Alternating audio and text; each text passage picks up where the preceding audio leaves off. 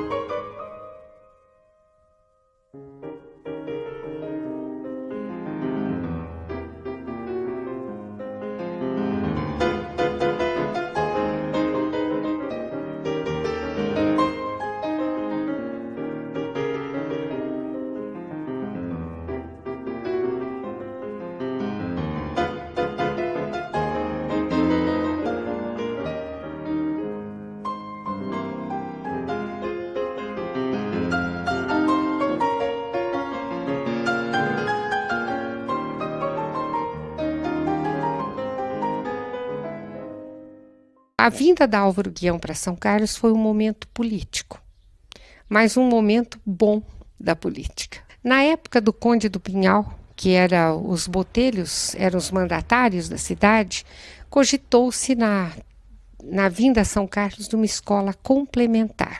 Era uma escola que formava professores para dar aula no curso primário, um ensino mais fundamental. E os Salles assumiram o poder. Então, eles não quiseram mais um curso complementar, e sim uma escola profissional. Essa escola profissional veio à equipe. Eles viram que era impróprio para uma escola profissional. Major José Inácio era o líder político. Ele, então, impôs o apoio dele à vinda para São Carlos de uma das escolas que tinham sido criadas, escolas secundárias. Então, ele exigiu. E a escola veio para cá, com características de uma faculdade de filosofia. Meu nome é Mário Tolentino. Eu ingressei no que então se chamava Escola Complementar, que existia na Escola Normal, junto à Escola Normal.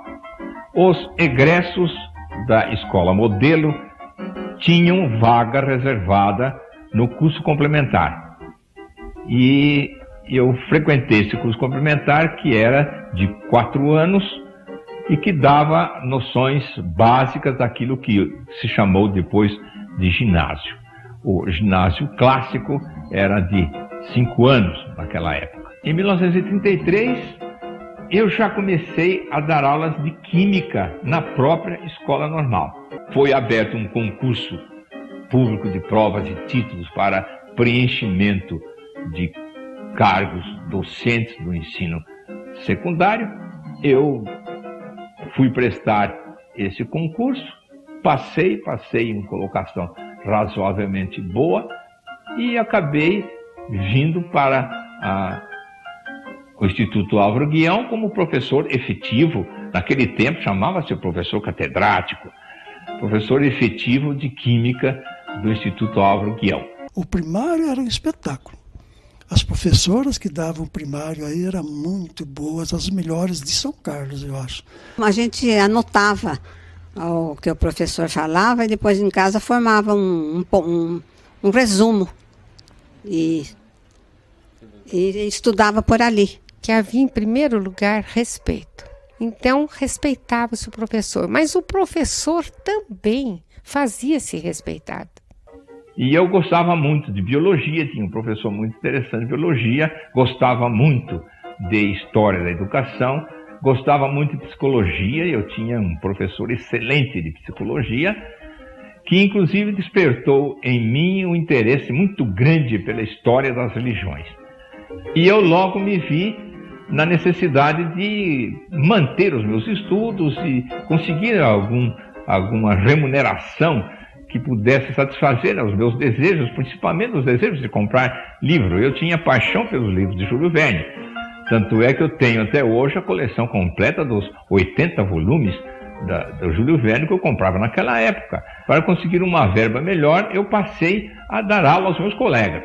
Quando os meus colegas não entendiam um assunto qualquer, eu me oferecia para explicar esse assunto aos meus colegas. É uma escola que foi referência, né, no início do século passado e era comparado a uma faculdade de filosofia. Que Álvaro Guião era uma escola não vamos dizer uma escola de elite, porque ela sempre foi uma escola pública, mas era o que havia de melhor na cidade e os pais sempre procuram dar para os filhos o que há de melhor.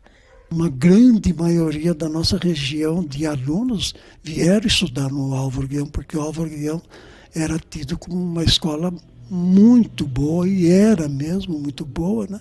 Então, o Álvaro Guião foi assim uma escola da região, não só de São Carlos, não. Para você ter uma ideia, o primeiro corpo docente escolhido no que havia de melhor no estado, fazia parte dele o Dagoberto Salles, que era promotor público, abandonou a carreira para ser professor de história da Álvaro Guião. No período em que eu trabalhei, eu senti que havia uma equipe muito bem formada, formada nas melhores universidades do Brasil, principalmente aqui do estado de São Paulo, e, sobretudo, além desse corpo docente bem formado, nós contávamos com os interesses dos alunos e o apoio dos pais, da família. E a escola passou a ter essa característica de formação assim, com um nível superior às escolas complementares. Isto trouxe muita gente da região para estudar aqui em São Carlos, porque não havia escolas. Eu mesmo vim de Ribeirão Bonito estudar no Álvaro Guião. Sempre foi uma escola referência, o Álvaro Guião. Mesmo antes de eu estar lá, eu sabia da existência do Álvaro Guião como uma escola referência. Araraquara não tinha curso de magistério.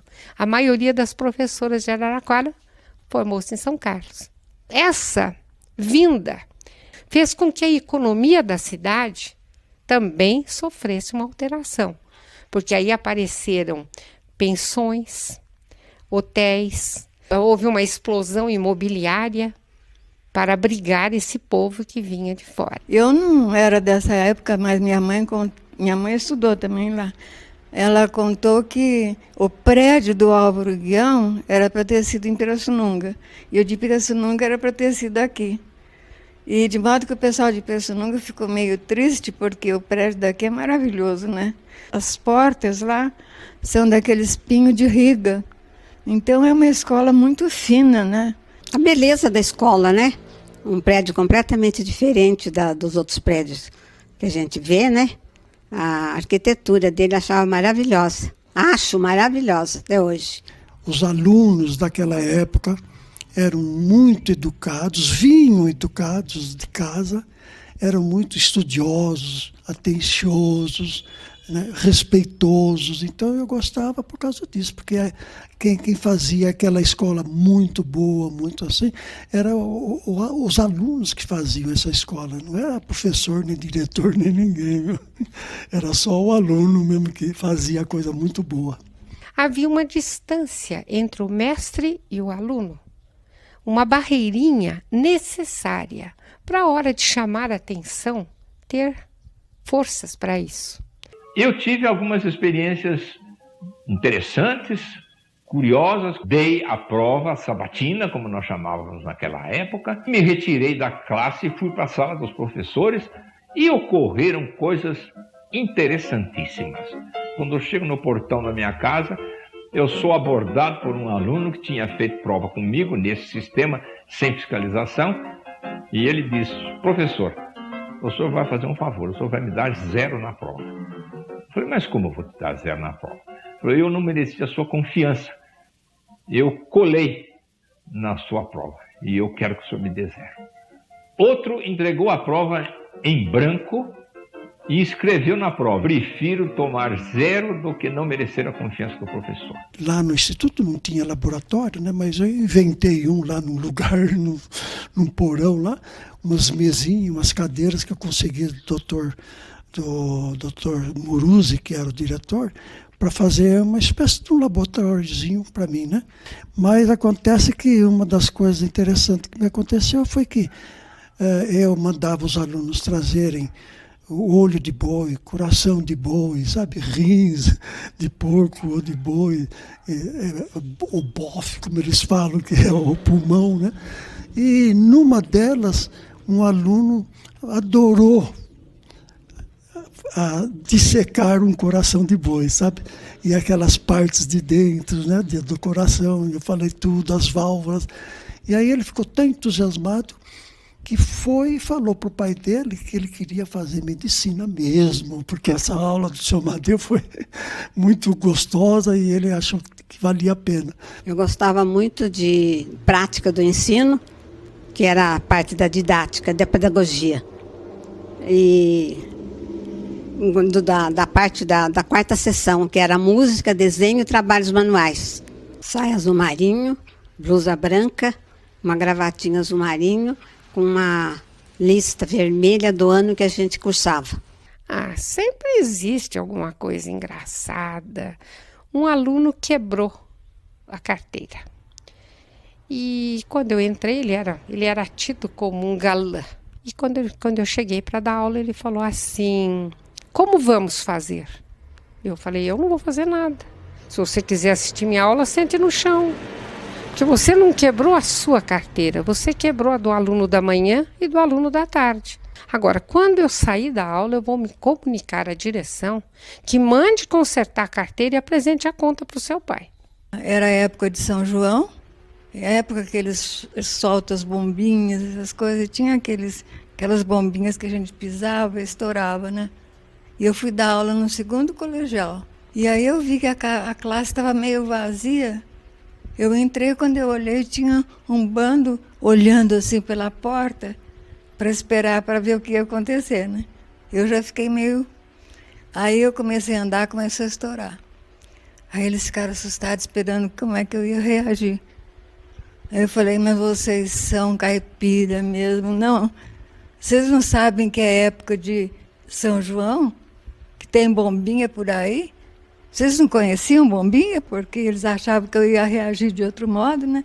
Aí todo mundo deu risada. Os colegas eram muito engraçados, faziam muita crítica dos professores, mas na parte boa.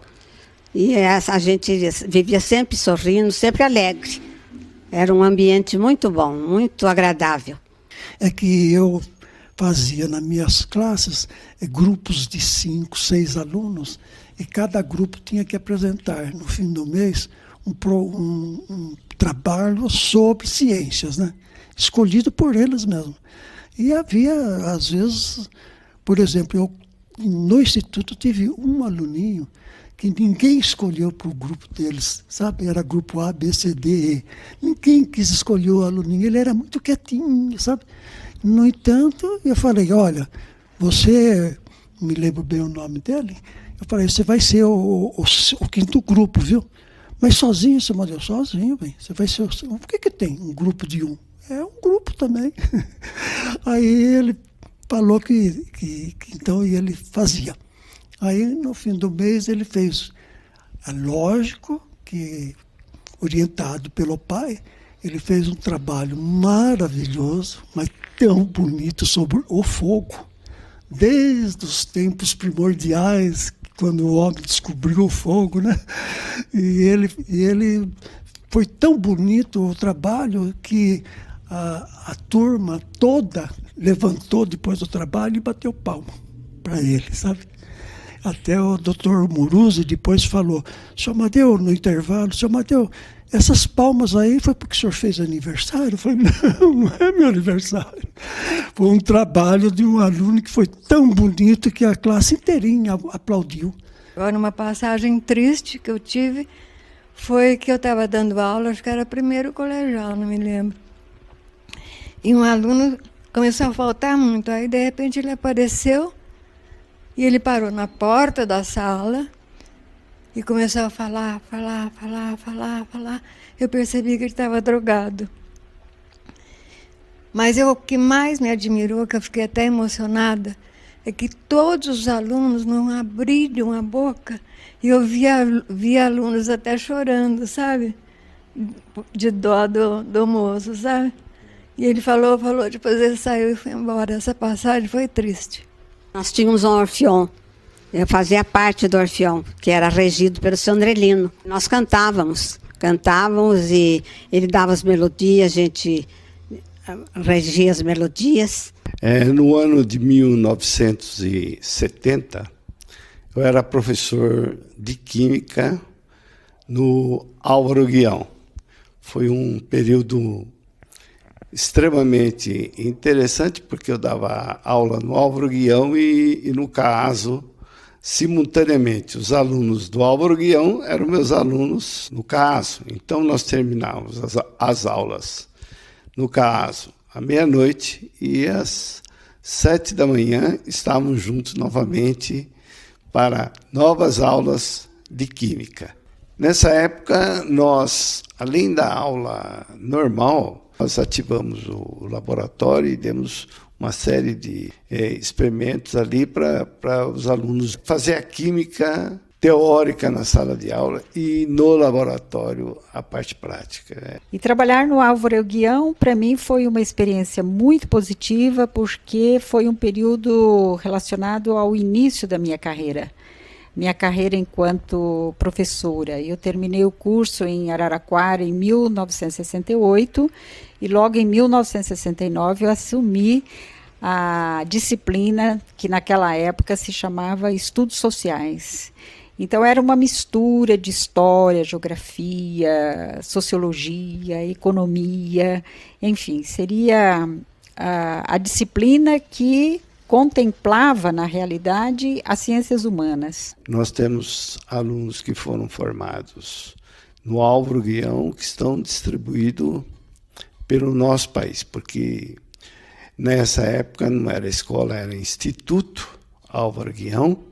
Ele tinha uma posição muito importante na cidade e na região, como o IEBA tinha em Araraquara, e era importante porque nós tínhamos algumas escolas de segundo grau que ditavam realmente o conhecimento para esse estado, que colocavam os melhores cabeças nas melhores escolas do estado de São Paulo. Eu tenho alunos meus que são atualmente juízes de direito, médico, advogados de coisa, mas um que se destacou mesmo foi o Vitor, que ele fez carreira de diplomacia. Oswaldo Caron. Oswaldo Caron hoje é um desembargador em São Paulo. O nome ele foi secretário do Tribunal de Alçada. O professor Mário Tolentino. O Vanderlei Banhato. Por exemplo, um que me acudiu muito mesmo, muito carinhoso comigo, foi eu fazia César, mas o doutor Brigante. Olha, eu posso até lembrar dos meus ex-alunos. Então, poderia dizer da família Crestana, por exemplo. Silvério Crestana, o Silvio Crestana. Posso dizer também dos Banhatos, da família Banhato, né? Não só o famoso professor Banhato da USP, mas também os primos do professor Banhato. Eu sempre cito, tenho uma admiração muito grande pelo professor Vanderlei Banhato. Eu acho que ele se projetou, né, internacionalmente com suas pesquisas, num campo aberto para as novas tecnologias, mas na época que ele saiu daqui não era tanto, né? E ele conseguiu fazer com que a física fosse abrisse caminhos até para outros alunos aqui da escola, que através de contatos com a pessoa dele, passaram a se dedicar à física. César Catani também foi meu aluno, o Edson Zucoloto, Roberto Cardinalho. Posso lembrar também dos filhos da família Unuchique, né? Também ex-professores da USP. Posso me lembrar também do professor Victor Pandolfelli, que é hoje professor do curso de Engenharia de Materiais da UFSCar, o professor Bota, que também é professor da Engenharia de Materiais. E existem muitos outros nomes que fogem para a gente, né? Mas foram pessoas assim muito importantes e que passaram pela escola. Olha, depois que o Instituto de Educação virou só colegial, eu achei que aquilo foi, não sei, uma atitude muito assim, sem nexo para mim. Eu acho que houve um descenso muito grande em todos os sentidos. Eu acho que não somente em termos da qualificação dos professores, como também do interesse dos alunos. Então, para que haja realmente um ensino bom, é necessário você ter bons professores e alunos interessados. Se uma das partes não funcionar, você não tem ensino. Você pode ser o melhor professor, com a melhor formação, mas se não houver interesse por parte do educando, você não consegue ensinar. Ou seja, você não consegue ensinar quem não quer aprender. As reformas que foram aparecendo com o correr do tempo foram muito desastrosas. E reformas feitas geralmente por pessoas que não vivenciavam o assunto. Esse é o mal.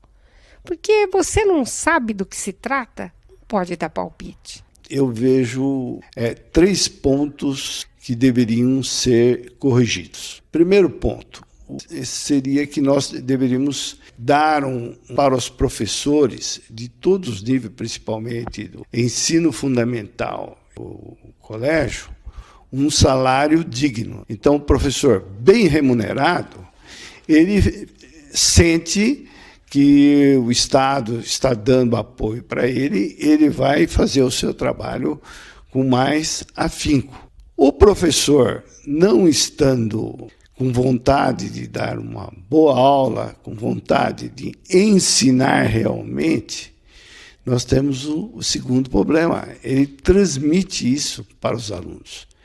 E os alunos ficam sem vontade de aprender. E o ensino começa a declinar, como declinou e está na atual situação, que é uma situação extremamente difícil. E o terceiro ponto que eu vejo, que na época o relacionamento pai com as crianças era diferente naquela época. Hoje em dia, os pais não se sentem responsáveis pela educação do filho. Eles acham que o filho vai ter educação na escola. E nós vemos que tem estudantes maltratando professores. Além disso, a gente vê cotidianamente estudantes agredindo professores numa situação troglodita, terrível. Quer dizer, isso aí a nossa sociedade também está sofrendo uma regressão enorme e que a gente tem que parar, todos nós temos que parar, pensar e analisar e colocar o professor na sua situação de realmente professor, dando um bom salário, os alunos respeitarem mais os professores nas escolas, para nós podermos mudar a nossa sociedade para uma sociedade melhor. Eu acho que as gerações, elas deveriam, os alunos, adolescentes, crianças, deveriam aproveitar a oportunidade, não deixar passar a oportunidade. Porque, principalmente para as camadas mais pobres da população, as oportunidades não são muitas. Às vezes ela é uma só, mas é preciso agarrar essa oportunidade. Eu acho que eles devem agir procurando ser como eram os meus colegas, eu e depois os meus alunos, com educação, com gosto pela escola, com estudo, né, estudiosos, atenciosos. Isso que eu acho que eles têm que ser para ser uma escola como era antes. Meu mestre foi a escola Álvaro Guião. Eu gostaria que eles respeitassem a escola. Porque, embora o tempo passe, mas há ex-alunos que hoje são professores na escola, e aquele amor parece que ele sai das paredes, ele brota. Então, ali dentro é um lugar ideal para as pessoas estudarem. Primeiro de tudo, amar essa escola, os seus espaços, como se fosse a sua casa. É isso que a gente exige do nosso aluno, para que o patrimônio seja preservado, para que a história permaneça. Ao jovem que estuda, eu deveria dar uma mensagem, eu poderia dar uma mensagem, que seria aquela de estude cada vez mais. Porque o volume de conhecimentos que nós estamos recebendo é muito grande. Nós temos que estudar, não quer dizer isso guardar conhecimentos. Não é isso mais que nós precisamos. Nós não precisamos armazenar conhecimentos, mas nós precisamos ter o conhecimento geral do que vai pelo mundo. Nós precisamos ter o contato com os outros países. Nós precisamos ler jornais. O jovem tem que ler jornal, tem que ler revistas, tem que comunicar-se com outros jovens do mundo. É isso que é necessário. É necessário que a humanidade sinta que ela é um todo fraternal, um todo amigos uns dos outros.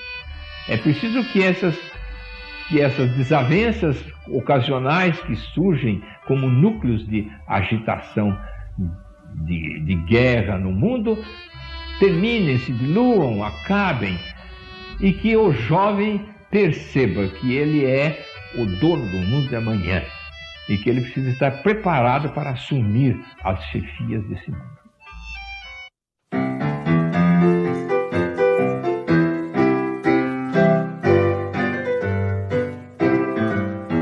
Bem ao cimo de altivas colinas, bandeirantes de grandes conquistas, és farol vigilante indormido da cidade que Atenas Paulista. Teu luzeiro é que aclara as veredas para a marcha constante tenaz de teus filhos que algures repartem as lições que amorosa lhes dás. Salve escola que vibras no hino palpitante de ardor juvenil. És orgulho de um povo que estuda, que tem fé e quer bem ao Brasil. Salve escola que vibras no hino palpitante de ardor juvenil. És orgulho de um povo que estuda, que tem fé e quer bem ao Brasil. Nas vigílias dos anos de glória e de luta em favor do ideal, és vibrante clarim de vitória, ou murmúrio de voz maternal. Representas por isso a cultura, tradição singular são carlense, da estupenda cidade que estuda, que trabalha, progride, que vence. Salve escola que vibras no hino palpitante de ardor juvenil. És orgulho de um povo que estuda, que tem fé e quer bem ao Brasil. Salve escola que vibras no hino palpitante de ardor juvenil. És orgulho de um povo que estuda, que tem fé e quer bem ao Brasil. Sementeia de esplêndida messe os teus filhos em faina constante. Vão as novas escolas plantando no glorioso torrão bandeirante, e revives com teus professores a cruzada de amor e humanismo.